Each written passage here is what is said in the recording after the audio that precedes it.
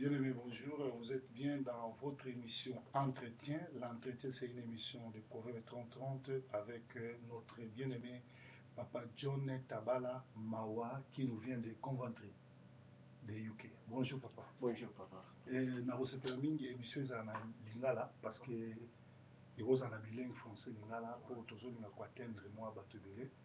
naza na esengo ya koyamba o lelo awa na Manchester na émission na biso to na TV na biso Sentinel TV. Donc ozoleka directement na Sentinel TV, ozoleka pe na Softkins TV, ozoleka na ba chaîne ebele, plus de 20 chaînes ya ba collaborateurs na nga ba kolekisa yo. Tozomona DRC Congo Millennium, tozomona Solula Congo, tozomona Congo Community, tozomona TV5, tozomona TV24, tozomona TV24 UK, TV24 France, TV24 Germany. Donc tous au moins plus de 50 chaînes où travaillent ensemble pour l'Andayo. Alors tout le monde qui est dernièrement là, papa, Kimpele que je respecte beaucoup, à la journaliste Moko, à la qui fait raisonner à l'école, tous à la 13h, trôner, gronder à la radio, on avait information à 13h, on a une petite classe, na ba soutraz, tous à Kinshasa, donc papa Moko à Mahak époque. Alors on a mon qui osent se plaindre, osent les là. Et au Kendeki Kinshasa par rapport à un discours démagogue, il y a un pouvoir, il y a diaspora, il y a qui est ce qu'on relate biso makamini pour la kio. Merci na message, merci na introduction, merci na neo ya mingai. Ndengo yebi komo na ngai John Tabala Mawa, nazali congolais diaspora et ndenge bino moko yebi. Donc, je vais d'abord me présenter, puis après ça, na mbote na bato nyonso bazolanda émission na Elo. Ça dépend Elo a pays oyo bango bazali. Nazali na Coventry, na yo mona pasteur Salomon. Yango wana na leki mbala liboso po bato bazosenga kengana leka na loba c'est quoi au juste problème ni nozwaki tout ce qu'on a entendu toyoka na yo moko. Ndenge boyebi ngai, je suis né au Congo, grandi au Congo. Dans le niveau d'études, nazali analyste programmeur, en informatique. J'ai pu commencer à travailler comme tout le monde. Donc, la bandi vie, le quoi la moutignos. À tel point, en 2000 ans, j'ai créé l'entreprise JTM Cleaning Service. Le bandi est une compagnie à cleaning, à cleaning, à nettoyage. Et après, en 2003, j'ai changé, comme JTM Contract Limited, pour un système de service et environnement. Donc, j'ai été suivi de tout le monde. Dans les journaux, le Grand Lac, j'ai été attendu, même téléphoné, même sollicité par notre pays. J'ai eu des lettres, j'ai eu beaucoup de fils. Je ne voulais pas faire ça. Je ne voulais pas au Congo parce que au Congo, par exemple, sa confiance était vue le gouvernement, il y a une situation, mais en résumé, je me suis dit, il faut la zonga, il faut la travailler, il faut aider quand même la population. On s'est entendu, j'ai reçu ma lettre, ma email par le gouvernement, par le gouverneur actuel, à l'époque, Jean Kimbunda, a tenu une invitation Tokutana. On s'est entendu, Tokutana en Belgique. En Belgique, Tokutana, il y a une vidéo en Belgique dès le début, entretien où il y a le bosso tout ça. Après l'entretien, c'était prévu que Toké Kinshasa. Toké Kinshasa, avec toute ma délégation, Tokomikuna, on s'est attendu, on a signé le contrat de partenariat. Le contrat est signé, légalisé dans l'hôtel de ville de Kinshasa. Mais il y a eu des problèmes dès le départ.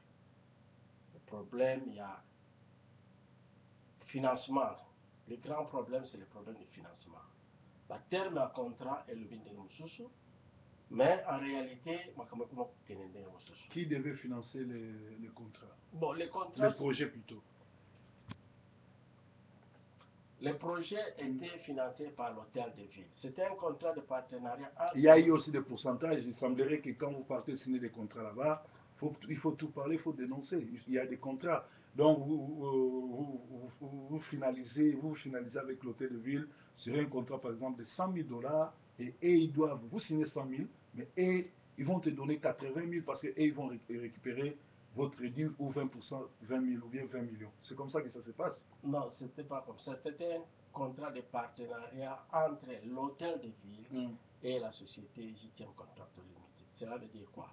L'hôtel de ville et la société, nous allons travailler en partenariat. C'est ce partenariat-là qu'on va, dans les clauses de contrat, qu'on va se partager les biens. Ouais. Continue. Bon. Donc, à partir de ce contrat, il y a eu des problèmes. Yeah. Regarde la télé. Continue. Il y a eu des problèmes de financement. Continue à parler. Explique les faits. Et là, il faut mettre un peu pause là. Toi, continue, je sais comment on va couper. Ah, ok. Bon, que je continue. Ouais. Il y a eu mésentendus dans les termes de financement. Oui. Donc, il était prévu, il faut qu'on nous paye les 25% du contrat. Les jours de la signature du contrat, il faut que l'hôtel de ville puisse payer 25% du contrat, de la valeur du contrat. Le contrat était de 16 millions de $. Mais il faut que l'hôtel de ville nous paye dès le premier, il faut que l'hôtel de ville paye dès le premier jour du contrat les 25%. Donc, qu'est-ce qui s'est passé? Ils se sont trouvés dans des problèmes, ils étaient bloqués dans leurs problèmes financiers. Je ne sais pas le système. Oui, vas-y. Il y a eu blocage des problèmes financiers et après? Non, là, il faut que je retourne un peu en bas. Oui, bon, on y va. On va. Il s'agit de problème. Non, ce que je voulais dire, au moins avant Wana, il faut qu'on retourne un peu en bas pour remodifier. Problème de remodifier, là, on a Ok. Bon, on était où là? Bon, le problème c'est quoi? Parce qu'on n'a que 45 minutes, il ne faudra pas que tu viennes relater toute l'histoire. Voilà. Essaie de nous parler du gros... voilà, ce que je voulais dire en résumé, coupons et puis parler de ce qui est essentiel. Ouais. On avait signé un contrat de partenariat de 16 millions. 16 millions de dollars. 16 millions de dollars. Qui devait financer? C'est l'hôtel de ville. C'est l'hôtel de ville. À partir du jour où nous avons signé le contrat, il y a eu mésentendus. L'hôtel de ville n'arrivait pas à payer les 25% le même jour. Ils m'ont demandé de retourner à Londres et de revenir encore au Congo. Quand ils te demandent de retourner à Londres pour revenir, qui prend le billet en charge? Tout ça, là, les billets en charge, les séjours, billets, les séjours, tout ce qu'on a pu commencer là. C'était moi-même, c'est la société JTM qui prenait tout en charge. Il n'y avait pas des engagements où l'hôtel de ville n'avait pas payé, n'avait pas mis... Ouais, vas-y. Ok, papa. Hôtel de ville à Saint-Denis. Il faut qu'on... J'ai pu oublier quelque chose de début là. Quand tu oublies, Zongela Ranasima, tu continues. Problème. Après, tu vas modifier. Oui.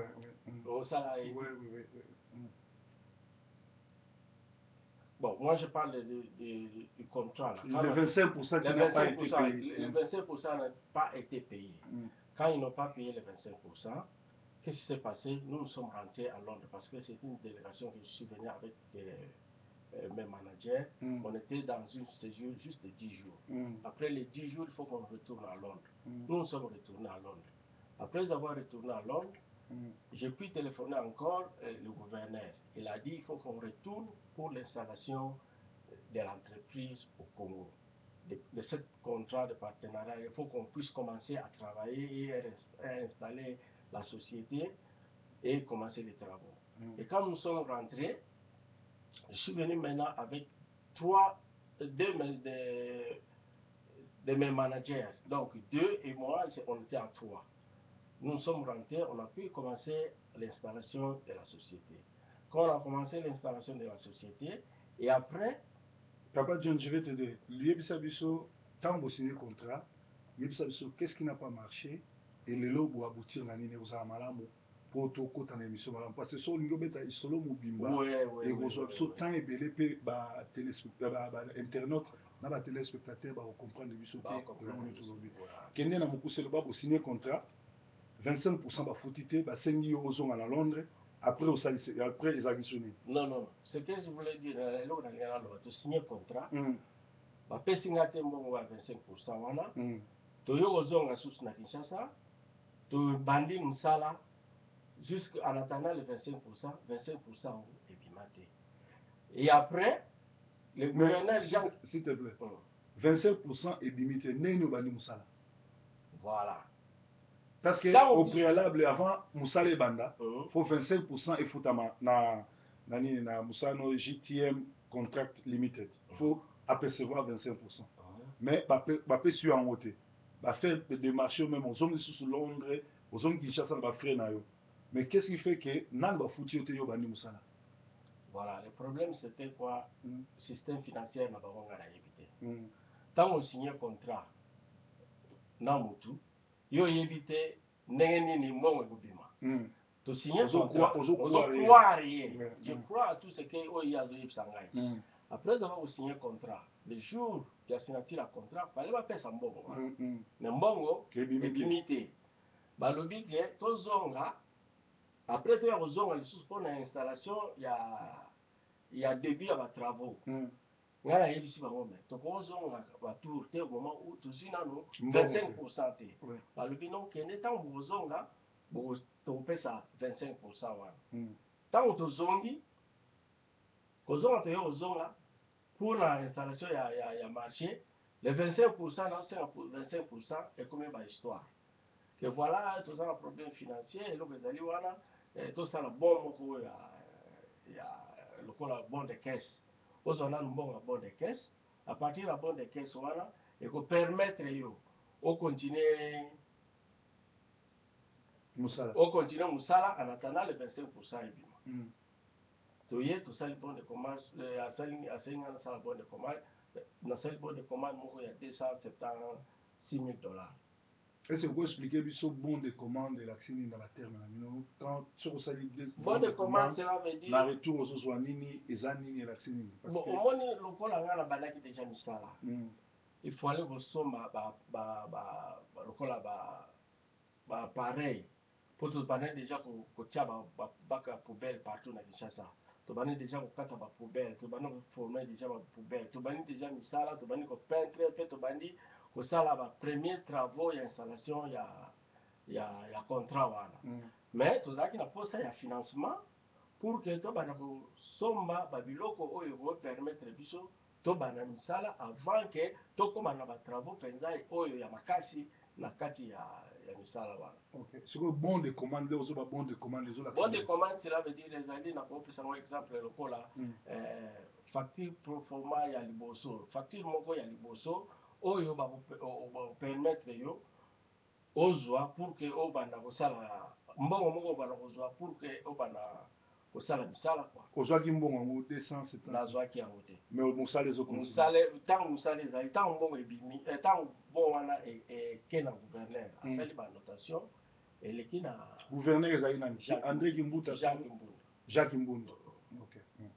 Jacques le loi commandant le Azali député na parlement gouvernement. OK. Après na monaki okendeki komona l'air marché ke okomona même au Sisaki Queen na monaki. Oui, la Sisaki Queen pour le bosso la Sisaki justice à Congo. La reine d'Angleterre, sa majesté la bosso la justice à Congo. Tant ba conflit bani okende na yo voilà musala les autres continuent bien musala kata. Non, il y a eu des étapes to banaki na Jacques Mbunda. À partir de Jacques Mbunda, tant to komi na niveau oyo conflit bandi ya ko senga mbongo wana. Mbongo kweti na bon de caisse. To komi na caisse. Et comme il a côté à paiement et mbongo to zumbo moté. ozomona ese mbongo ebima te bagouverneur balia Mbongo- ou bayiba bino non non ou ebima vuma te non non mbongo Mm. en vrai dire mbongo wana ebimaki ebimaki mbongo wana ebimaki donc parce que tozosala suivi moto azwa mbongo tozosala ezalaki Jean suivi. Kimbunda tozosala suivi ndenge eza kokende ti na niveau ya caisse Mm. ti ndenge mbongo ebimi ti ndenge nake na ndako na ye na ndako nani na ndako ya Jean Kimbunda wana Mm. mbongo ebima ok donc ye Jean Kimbunda aboyi kopesa mbongo apesaka mbongo te Jean Kimbunda aza moto abandundu no Jean Kimbunda yo mpe moto abandundu oui. donc bafrère na bafrère bazoliana bon ok bato mosusu bakosala yango te soki un kasayen aza na dossier ya ndeko na kasayen akofuta soki ndeko moko équateur aza na dossier ya ndeko na équateur akofuta mais il y a des traîtres ke na bandundu na batetela nde bazala biloko wana nayebi te soki bato bakolanda biso te batetela kutu mpe bango na bango baza très soudé akosala ndeko nde mabe te tokende kolanga loba après l'air ekomi bongo bokepa queen quand même lettre ya reine d'Angleterre sa majesté eza très puissante mais ndenge nini malgré l'intervention ya reine d'Angleterre oza na chance ya kokota na baporte wana ti lelo operda mbongo operde libala operde bana operde nyonso ovanda mpe ka bongo eza baréalité ya direct tolanda fonte elobana ndeko na ngai eloko eza wana ezali mpasi le gouvernement congolais bazwi makambo nyonso batie na mesa donc bazokipe yango bata kokipe te te gouvernement congolais esi tolekisi tozoloba sikoyo ndenge nini gouverneur nani reine ya d'Angleterre aintervenir okoti na okotaki mpe na bakoti ya européen baintervenir mais sujet na yo dossier na yo eza toujours insolvable eza nini bon le dossier eza bloqué na niveau ya gouvernement congolais kutu nakomela ye premier ministre nakomela ye président sénat eza bloqué na niveau ya gouvernement congolais donc bazosala c'est comme si que bazoyeba eloko moko te quoi botango oyo ozobaki bazobloke bazosala eloko moko te eyi koloba ni parce que gouvernement ntango bino bobandaki esi bango bayebaki obie bango oyo ozosela bango basala nini mais bango bayebi c'était publié partout na Congo ezalaki na batélévision na bango bango bayebi ese na niveau ya Kinshasa ozwaki avocat avocat azali kuna nakenda mpe bajugement na Congo nakanya bajugement wana jusque là toza niveau ya koexécute yango te c'est ça oyo toza bloqué mais monsieur John Zabala expliquez biso nanu yo oganye procès wana yo okei parce que oyoki basiloga na bango oyoki mbela na bango basengi na diaspora bakita bakende kosala expertise kuna eza malamu motu tu oyo atravaille auti na mboka na ye kotanga awa amema expertise na mboka mpona korendre service na mboka parce que na mboka wana Congo badeklara basiloga na bango ba 5 chantier ti lelo ata chantier moko eza te soki mbula ebeti boulevard du 30 juin komi fleuve soki mbula ebeti bongolo ekomi fleuve or expertise na yo ya société ya JTM Contact Limited ezalaki très important mpona Congo mpona salubrité nango mpona basachet ezala libanda te bapoubele ezala te mpona Congo banda époque coloniale batika bapoubele oyo ezalaki kolokota neti na poto Kinshasa ressemble maintenant na ville moko fantôme or mosala wana elingaki aide na gouvernement et puis elingaki aide na mboka Congo mais comment se fait-il que yo okei na expertise omemaki mpe baengin omemaki mituka matériel to etu yebisa biso nano baengin wana lelo ekoma nini te bagenre nini ya baengin yo omemaki baengin wana na Kinshasa sikoyo nayebi te ndenge ekomi place oyo ezali nayebi te mosusu ekufa nango ezalaki baengin nini ezalaki bacamion ben ezalaki na ben pelle chargeur na batracteur sikoyo koma okolobaki oyebi te place yali parce eza biloko na yo bon biloko na ngai mosusu eza kokufa mosusu ezosala sute ezokufa mais quelque mosusu eza nango bato bazwaka lokola location ya mike na maboko na yo moko yo moto ozera we na ngai te mais eza famille bon sikoyo oyebisa biso comment se fait-il que yo yoki mbela na bango ndenge babengi bata diaspora bakita yo okiti na nyonso tu mais basali yo sale blague comment expliquer ça et pourtant oke mpe na tribunal oke na balettre ya bato minene lokola bareine d'Angleterre aucun a lettre terminée la côte ya Union européenne mais ti lelo ozgani gain de cause te. Est-ce que oza na signe noire ou bien yo moko olembi na yo ozokoka ezali juste mauvaise foi ya autorité congolais eza mauvaise foi na bango kimotema mabe omoni ezali eloko moko oyo nakoki koloba ke escroquerie eza na kati soki yo bascroke yo motu wana akolinga ayokaka yango lisusu te mpo oyo alingaki asi azwi tant que yo ozotia pression oriske operdre vie na yo ndenge mpe nalingaka na perdre vie na ngai ozomona donc eza circuit moko oyo même ngai moko nazokoka koexplike te sikoyo monsieur Jean parce que dossier na yo nalandaki yango avec intérêt parce que na kati wana operdre mwasi no na bana est ce que bato ebele peut-être balandaki te nga balandaka nga mingi bakoka mpe bayeba operdaki mwasi no na bana ndenge nini mpe ku wana ovivre ndeni parce que tomoni yo oza na bonne mine oyeya ozokumba quand même oza na mbongo ofuta taxe mpe assurance c'est-à-dire babuki yo te nzambe azokontinue kosala explike biso nano bandeko balanda bayoka mawa nini ekumelaki yo ndenge operdre mwasi na bana. Bon omoni na vie bacirconstance malheur elandaka toujours malheur eza na baangle ebele ezolanda yo ko bana liboso kodétruire ndako na yo après eke libanda bon divorce mpo na ngai ezali eloko moko oyo nakanelaki te mais ya eu de divorce moyen nasala commentaire sur maka ya divorce mpenza eza te susi na ngai ezali nano ame na ngai susi na ngai ya mibale ezali awa tosengi osala commentaire te tosengi biso orelate le témoignage opère de mwasi ndenge nini. Bon, il y a eu des divorces, il y a eu des conflits dans ndako. Ceux qui ont banni dans conflit dans ndako, au conflit ou à la divorce. C'est-à-dire moi c'est supportaki te échec na yo. Échec. Les moi ça remarqué que échec c'est trop dur, échec c'est trop dur. Pour ba melio, ba escroquer yo. Ouais. Au kendaki normalement pour ça la 16 millions, on se retrouver dans le côté. Alors moi si à koki ko supporter en côté donc à changer ndako ou bien à boyo son à son ndako à sali engagement mususu. Bon, il y a eu des disputes police ayaki au mon système à basa mettre ceux qui bengano ndako ba ki so biloko libanda. Yo zo comprendre nazolinga te obetela ngali solo ndenge nini sukaki. Mais nazolinga obetela ngali solo be fait oyo sali ke moi si azo décision wana.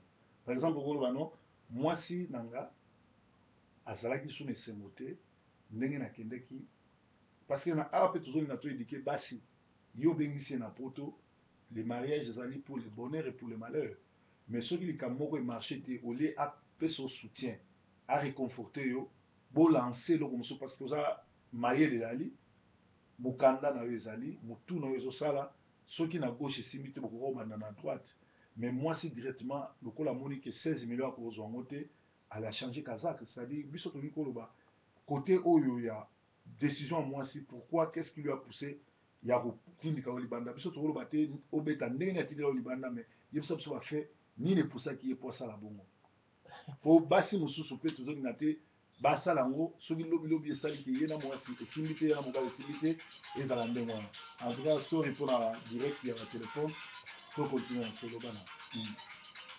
Bon, côté moi, c'est en réalité un sentiment personnel. Un sentiment pour un bon côté, pour un problème dans l'anxiété, mais un sentiment personnel où il y a soit qui tout comme on. Mais bah non mon avant quand même. Bah non oui non mon avant, non mon avant. Mais pas régulièrement mais non mon avant. Oh si au fiancé me souvient. Non tellement j'ai pas problème de dans mon tour ma camarade fiancé voilà non. Et ça non. Tiens, mais moi j'étais encouragé au carrossel l'engagement parce que au kubunda bitumba yo moko te donc wana eza yo moko ya sikoto zonga mwana dossier na biso ya grande escroquerie oyo gouvernement congolais asala yo pe to benga bana na poto mingi matoi oyo bazolinga kokita na loyenge bazolinga kokita na ba flatterie parce que yo za moko ya bato au vivre biloko na ozo sala. Est-ce que aussi au la présidence de la République banote verbal bakoma banote verbal bakoma makomo ndenge na ndenge eloko moko esalama te même pas de réponse esalama te eloko moko te siko avocat na apesa ko conseil nini ndeni okosala bon maintenant tozola baétape juridique mpo toluka tolanda ngo juridiquement ndenge tozokende sikoyo ndako tozolanda nde eza baétape juridique pour que topousse bango ke bakoma na fin ya ignorance na bango. Bon, leo bokutani na bakulutu baexpérimenté lokola bakwebeki pele conseil nini apesaki yo ayebisaki eloko nini bon le conseil actuel ezali omoni avec le gouvernement congolais l'unique conseil pour olanda bango na voie juridique mais lokola na Angleterre tozalaki bloqué tozalaki togagné un jugement awa beli fakei ti koluka moyen bakanga basaisir ambassade na bango na Londres donc immeuble oyo bazali wana ils sont des locataires immeuble eza ya bango te bake sikoyo koluka babien na bango bandako ya King Cross oyo ezali wana balongwa deja na King Cross bakoma balongwa deja wana bakoma mais toza koluka sikoyo koyeba babien nini oyo gouvernement congolais aza nango awa na kati ya Angleterre pour que basaisir yango mais baretrouvaki 3 ndako mais na ndako yango ezalaki na bakombo ya baindividu eza bakombo ya gouvernement te mais nani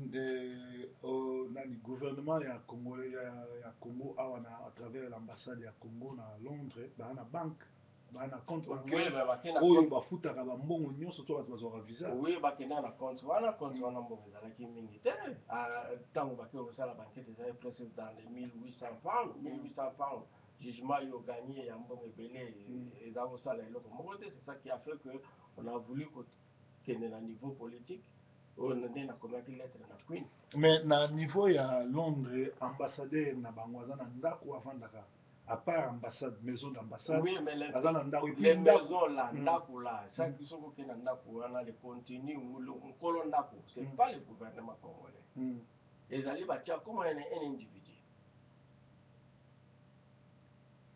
siko tolobaki dossier na yo oépuisé ba dossier na nga ndenge naza wana bon nayebi te nakende wapi na banda wapi donc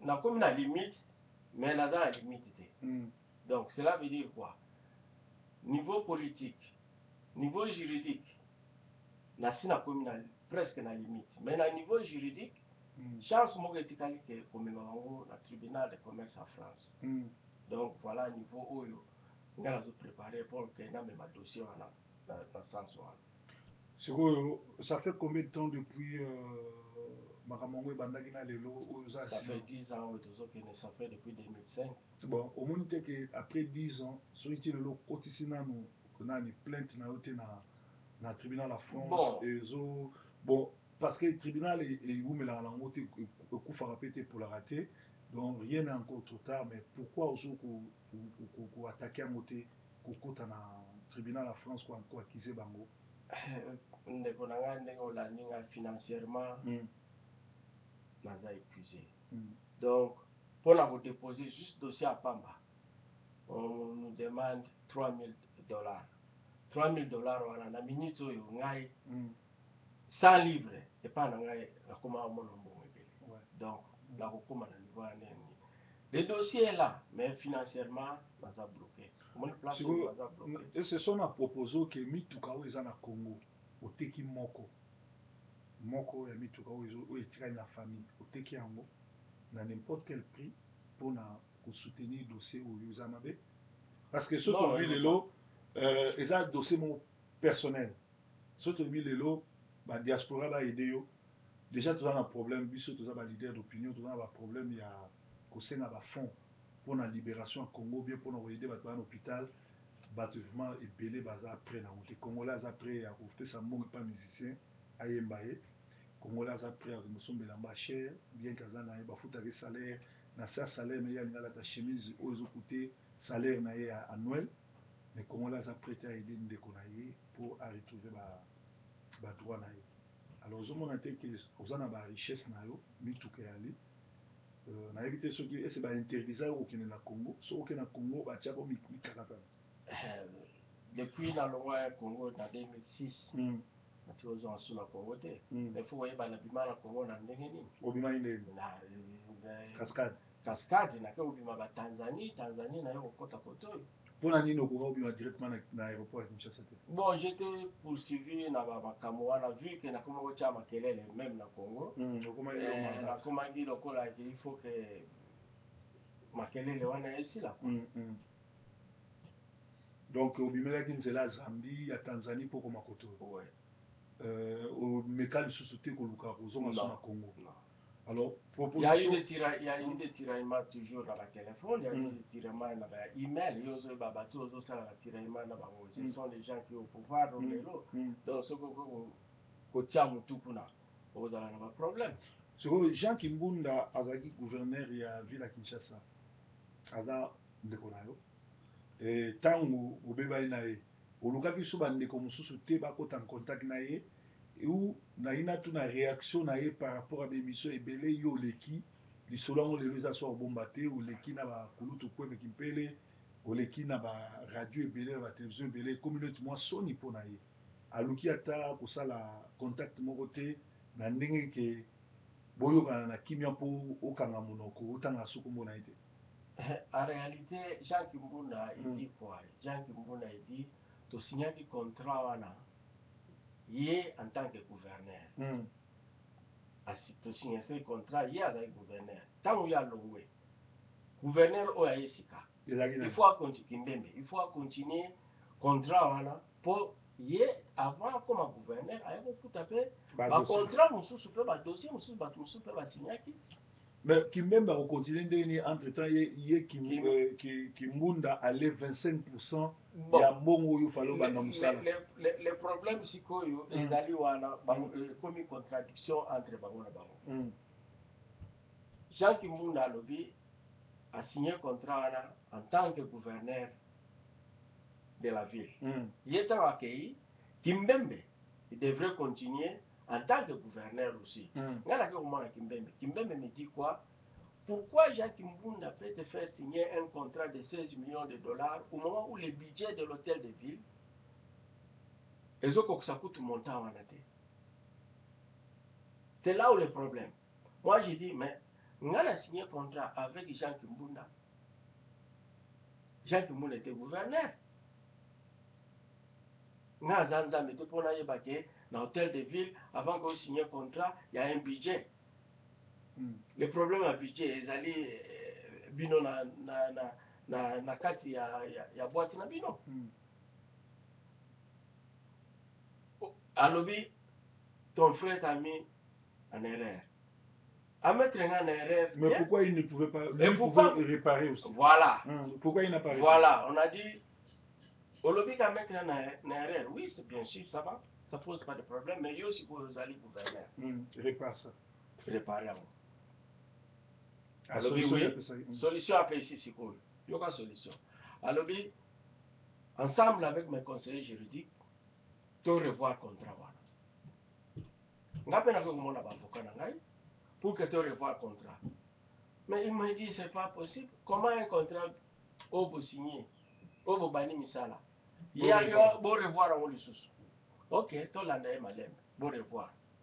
Tu revoir, à l'objet au lieu que tu fasses un contrat à 16 millions, tu as diminué le contrat et comme à Sikoyo, tu fais sur l'homme qui a 2 millions. Si vous avez 2 millions, tu vas vérifier que misala est salami bien. Après, tu vas sur 2 millions. Si tu as au coma, aussi ici, projet Oyo, aux Alaki Nango, la ville à Kinshasa. Le problème est que tout ça, les contrats, tout ça, les contrats ici. Nous avons atteint le contrat. La principale avocat n'angai. Ils se sont mis d'accord que le contrat Oyo est allé bien. Signé. Nous avons signé. Le billet peut signer. Le billet non. Le cas a signé, le contrat Foya et quand on a signataire, et qu'il y a un bureau, il peut signer. Après, il y a un lobby, il y a un contrat. Copie. Si le 10 ans, Kimbemba Longwe Kimbuta ye, au moins Kimbuta, bien après Kimbemba. Avant Kimbuta Kota, quand Kimbembe était encore là en tant que gouverneur, quand Kimbembe était là en tant que gouverneur, Ngana Zana Kinshasa, période où le bateau revoir contrat là Kimbembe. nazala Kinshasa Kimbuta azali conseiller financier ya Théophile Mbemba na ministre intérieur azali gouverneur te ngala keloko mona Kimbuta ngala keloko mona Kimbuta kuta zo kelanga mawa Kimbuta alobi problème oyo eza pasi ngai fona sala tuna mona Kimbembe lokolo yo zala banje na yo osala ne fisque curage à rivière Gombe comme ça va faire quelque chose et permettre de résoudre le problème là. Kimbembe ayo kolonga bayo cha amiral amiral bingana ya pona makambo ba contrat wana te ngana ya pona organiser ba élection en 2006 amiral nde muta stopper ba contrat nyos amiral nani amiral Iwanga oyo azali c'est soda yende mutu aye stopper ba contrat nyonso ezala oyo ya JTM ezala ya batu mususu donc misala ezala ki susté la compte hôtel de ville amiral akei totikali na 5 minutes parce que tant amiral akei Kimbuta aye Kimbuta kutu azoloba nini eza ba contrat kala pona ye ba pesi budget sika faut travailler juste na makambo oyo abandi lelo o makambo kala wana ko ni bobandaki te o makambo nyonso akala wana il faut kende na gouvernement central toko bandela susu ata yo mo ndeko na ngai ngala bandi na ki Jean Kimbunda na yo ko bandela na Kimbembe solution ezate nazo bandela susu na Kimbuta ba voyage avion wana nyonso ba mbongo na ngai ba séjour wana nyonso ba mbongo na ngai bango ba soki ozana invitation za koya invitation direct par l'hôtel de ville signé par le gouverneur. Donc tolobake ndeko na biso ndenge azali awa papa John Tabala azalaki escroqué bazalaki na posa babimisa 16 millions mais esengelaki mutu oyo aza na Angleterre na mikanda na nyonso po se servir na ye alors ndeko morde na pa na bango se servir na ye babendi mbongo babendi nyonso babwaki ye lokola chaussette ya bomwana et servir na leçon na ndeko moko oyo mibengi combattant oyo mibengi actionnaire oyo mibengi diaspora olingi okende koinvestir na gouvernement oyo ezali occupation pe gouvernement oyo ezali ya bacriminel.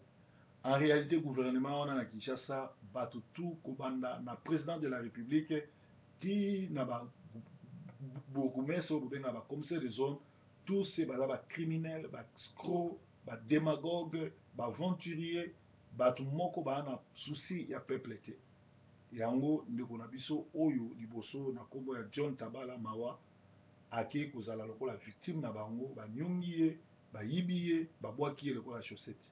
Alors biso ba oyo tozali bongo lokola ba leader d'opinion tokosenga na ndeko na biso a continuer kokutana na bakonzi lokola ya tribunal la France pe abomba ba papier wana parce que lettre au sa libération moto nyonso surtout oyo azalaki na kati ya dossier wana akoleka na tribunal ko justifier pe ndeko soki nzambe abateli aza na bomoi akokota na bato wana ye nayebi ke papa na biso tokomi na suka mot de la fin eza nini po dossier oyo mokili mombe kolanda yango oyo tolobi na conclusion tosali bayi mboka bayoki yango bainterrogateur bayoki yango eloko ya makasi yani kokangama na nzambe apeso makasi pe kotika kolandela procédure te ti na tribunal la France.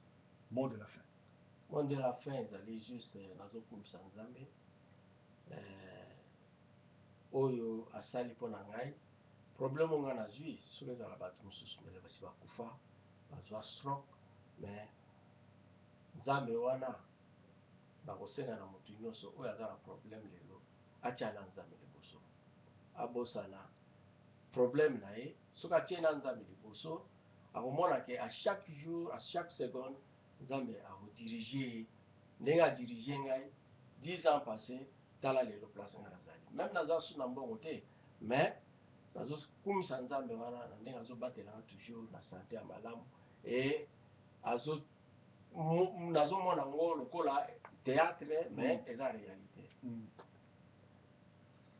Alors, nzambe vraiment batela o ngai ezalaki plaisir nalandaki na mosika esalaki nga mpasi na kompatisaki na yo parce que okendaki na mboka na yo pour rendre service mais malheureusement okutani na bafils de diable baoyo basigné contrat na monde de ténèbre mpona konyokola bandeko na bango tika nzambe ya likolo nzambe ale moloto alobaki jésus christ azali roi ya congo abatela yo ozonga na badroit na yo mpe nzambe abatela bana na yo bazala na sante malamu. Et yo moko za na santé malamu. Merci. Merci.